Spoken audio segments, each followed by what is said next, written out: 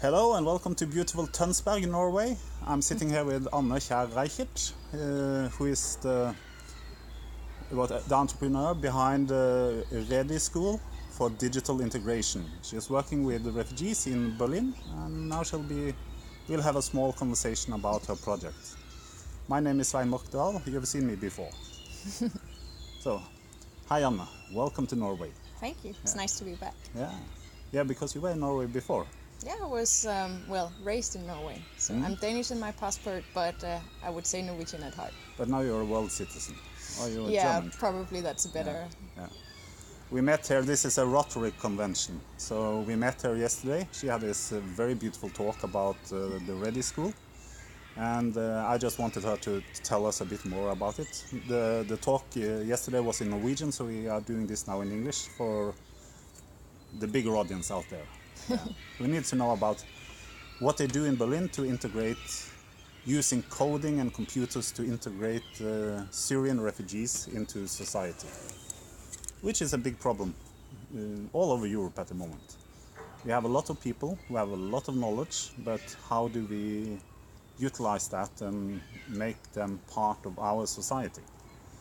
We have the same problem here in Norway. You want to tell us a bit about your school?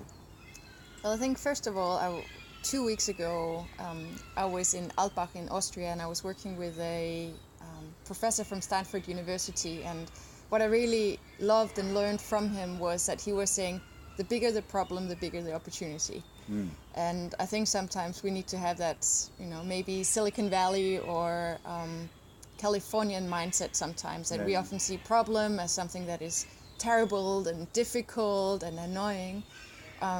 But I'd like to switch that around and say, what if this was a huge opportunity to learn, to become better overall as a society? So very happy to work with Rotary School on that. Yeah. But you have been doing that, it's 2 years now, roughly, the Rotary School?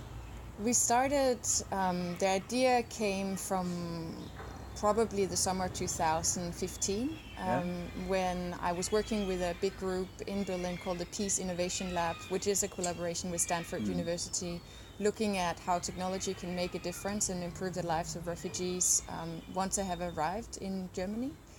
And I was having a conversation in a refugee camp with a fantastic guy called Mohammed. And we were just sitting having a normal chat, and he was telling me how he had a computer science background from the university in Baghdad. In Baghdad. And he really wanted to continue programming, getting a job in Berlin. But because he didn't have a laptop, he couldn't continue coding. And if you're into programming, you usually say if you don't use it, you lose it. And he was really scared that... It's just like any language, basically. Pretty much, yeah.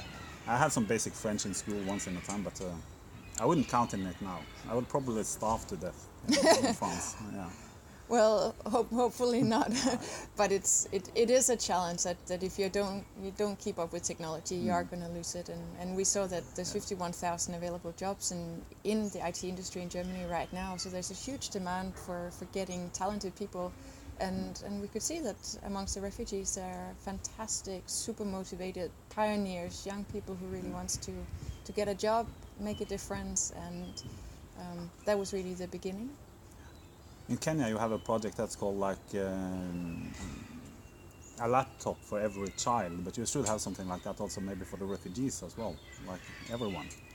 I think it would have been a fantastic thing if governments had the foresight to really make sure that the refugees, once they arrived, have the ability to get a laptop and to learn online, because there's so much language, skill sets that you can learn online. Of course, it's vital for doing online banking, for booking appointments with the doctor.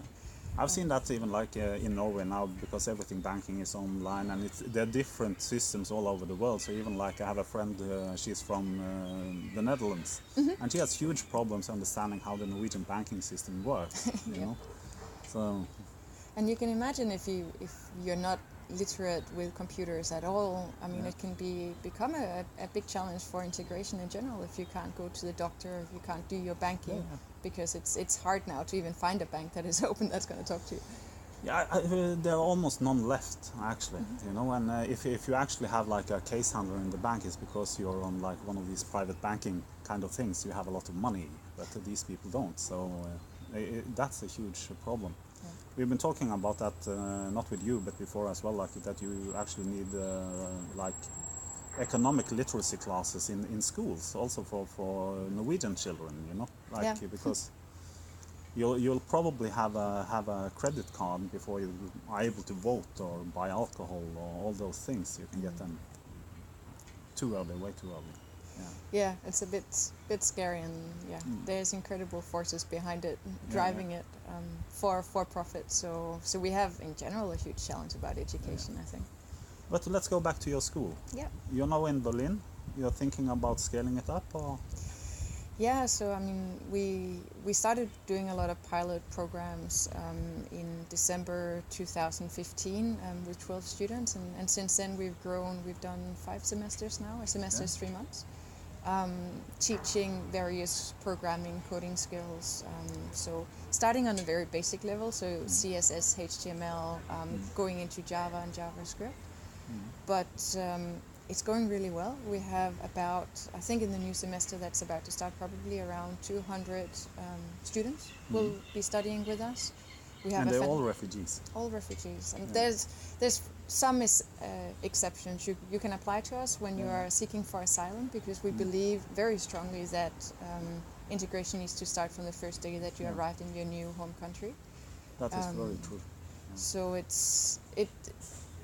they have challenging background. We like to call them newcomers in general because it's less stigmatized, and we do make some exceptions if it's okay for the teachers sometimes. I mean, we've had students from Ukraine, we've had students from Lesotho, even though on paper they wouldn't be called refugees, but we can see that we can make a significant difference in their life. Even if they do have to go back at some point, they will have a new skill set that can hopefully... Yeah, exactly. I totally agree with that. So we should use the time they are here, even though they're going to be returned. We should use that time to give them some skill sets to bring them back. They could be a value set, and it could be some basic skills, not just coding. It could be carpentry or Yeah, and I think who doesn't need a carpenter or an electrician or a plumber? You know, Yeah, we should use it for something. absolutely. This time. So I totally agree with you when you say it's a huge opportunity actually to do something. Also for those societies that some of these people will be returned to. Yeah. So.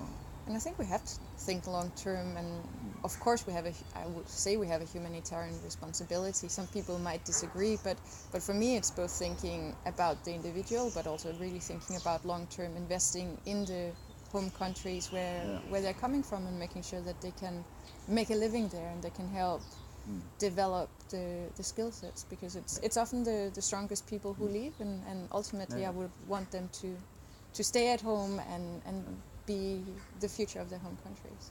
Yeah, that is true, and I also think that if we really want to do something about the migration and like the refugee crisis as we call it in Europe, the solution is not in Europe. The solution is in the country they are coming from. If it's Afghanistan or Syria, you have to do something about the situation there and give those people a future.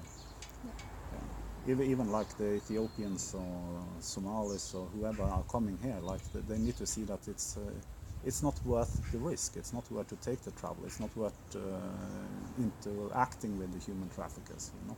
Yeah. Don't buy the package. Stay here. Come with us. We'll teach you a skill set that will make your future worthwhile and make your future better. And I've been working a lot with the refugees here in Norway as well, and I haven't met one who didn't feel they had to leave. You know, it's not that they want to leave, or it's just that there is no future. They don't see any future where they are. You know, and that is a long-term solution. You know, giving them a future in their home countries. So. Absolutely, and I think it's something that people don't really realize, that you don't go on this tremendous journey and pay so much money unless you absolutely have to and are forced to for yourself and for your family. I think a lot of people don't really understand how much money they have paid actually as well. Like I can see, like talking to some Afghani boys, and like that family had put up like back then it was like 75,000 Norwegian kroner. I think that back then was like $9,000, and that's a whole lot of money for a vacation. Like we wouldn't pay that, you know. It's so cheap to travel now. Yeah. But that's actually what the cost of getting one person from, let's say, Kandahar in Afghanistan to the border of Europe. Yeah. Yeah. But it shows what a big industry it is, and I think that's it's also part of the challenge because there are people along the way who make a lot of money from it. A lot of people are having commercially interested in keeping this kind of trade up. Absolutely. And, I want to say those are the real enemy. If you want to look at it like that, like if there's any enemies out there, it's the people profiting on those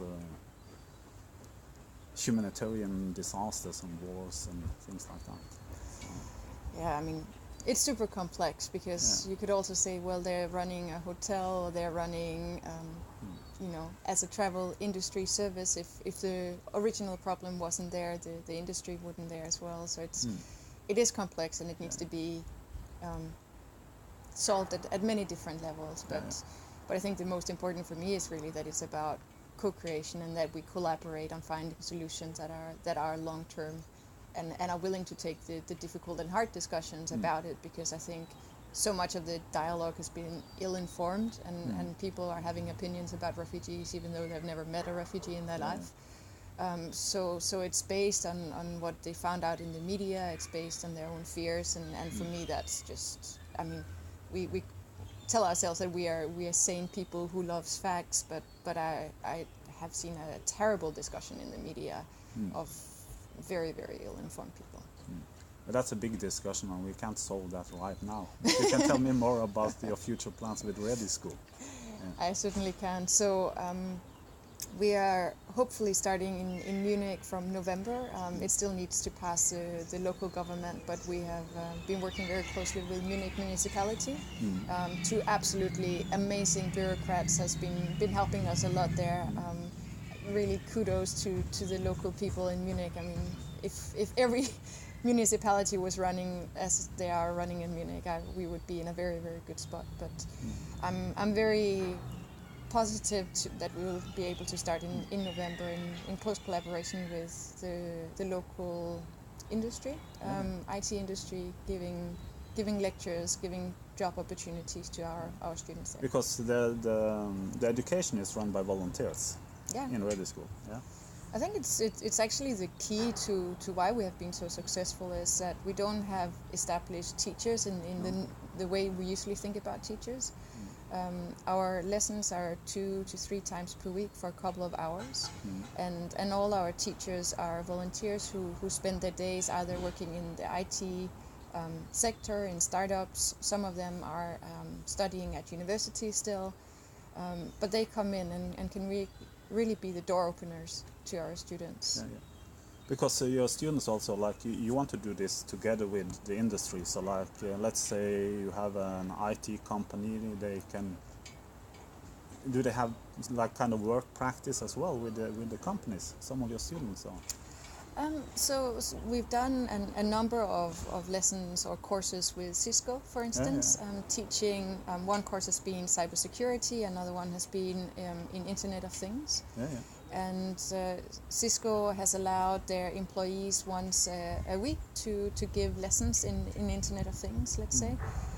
Then over a 3-course period, the Cisco employees can really see which ones of our students are doing great progress. Do we get on with really well, and where do we see that we could really make a difference and also get hands on talented people for our company.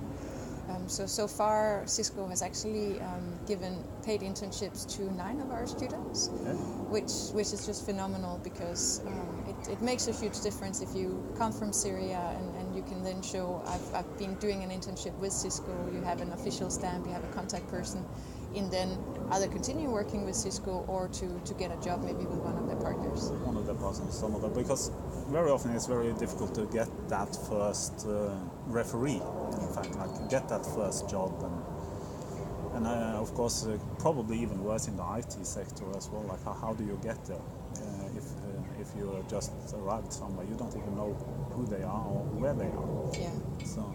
And I think that's where we can really make a difference, is to open that door and help the refugees who are hungry and really wanting to show their value and their worth. Yeah. But it's hard to get that foot through the door in the beginning, and that's where we can make contacts. Yeah, I can believe so, because I also think that it's very, it's important for the companies you're working with as well, that you are there, and you are the one that actually are giving the first stamp of approval of this person. We think that this person might be the right connection for you, or the right person for you. So yeah, I think it is some kind of stamp of approval or quality stamp to get in, and that of course also means that we have a big responsibility in the way that we are recruiting and screening our students. Right now the main criteria is that you need to speak English, because that's the kind of the lingua franca of the IT world, that you need to be able to communicate with people who might sit in India or in Romania or in Silicon Valley. So you need a shared language, but this is of course an opportunity for the refugees who are interested in IT and motivated to learn. If they do speak English, then they can start studying with us immediately. But since we were talking about, and this is a Rotary convention, so we'll mention that as well, because you're applying for a global grant now for a children's project. Yeah, so I'm really excited that we have the support from a district in Bayern who's supporting us and leading this effort. The idea is that we can see that a lot of our students are really wanting to give back, and since they already have an interest and know IT quite well, they can be paying that forward and be helping others, and we need to have young people more engaged and interested in IT, because it will be the future of work. And we want to make sure that especially areas where they have a large migrant population also have access to good high quality IT training in the schools. So the idea is that we'll use the Ready School students and send them out into these local schools to teach programming skills like building robotics, Arduino, so making it fun to learn about IT, that it's not as dry as people think. No. We did projects like that also in Kenya, like training of trainers, Yep. And that's how you scale it fast and effectively as well. Absolutely. And of course it's got the added benefit that they speak the local language. So in the beginning, you'll have somebody who might be able to teach you in Arabic or in Farsi, and that can break down some of the barriers. And then little by little, if you're having fun, you will learn the necessary language that is necessary for you to improve. And this has been a very interesting conversation. Yeah, I would like to say great. Thank you, Anna, and I hope to see more of you in the future. I'm sure we will. So, I'm pretty sure we will. Touch. Great. And I'll say thank you for our listeners as well. I hope you have enjoyed. And I'm sure you'll have a Ready School in your neighborhood very soon. I'd love to see that. Goodbye.